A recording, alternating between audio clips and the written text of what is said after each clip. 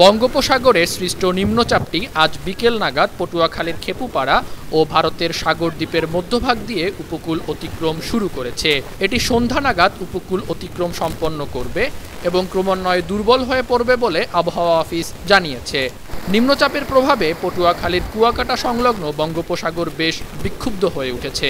বড় বড় ঢেউ তীরে আছড়ে পড়ছে। গতকাল সন্ধ্যা থেকে উপকূলীয় এলাকায় মাঝারি বৃষ্টিপাত হচ্ছে। নিম্নচাপের প্রভাবে সৃষ্ট জলোচ্ছ্বাসে নদ নদীর পানির উচ্চতা 2 থেকে 3 ফুট বৃদ্ধি পাওয়ায় প্লাবিত হয়েছে নিম্নাঞ্চল। জোয়ারের পানি উপকূলবর্তী গ্রামগুলোতে প্রবেশ করেছে। এতে পানিবন্দী হয়ে পড়েছে শত শত পরিবার। জলোচ্ছ্বাসে বাড়িঘর থেকে শুরু করে দোকানপাট, ব্যবসা প্রতিষ্ঠান এবং ফসল ও মাছের ঘেরে ব্যাপক ক্ষতি হয়েছে।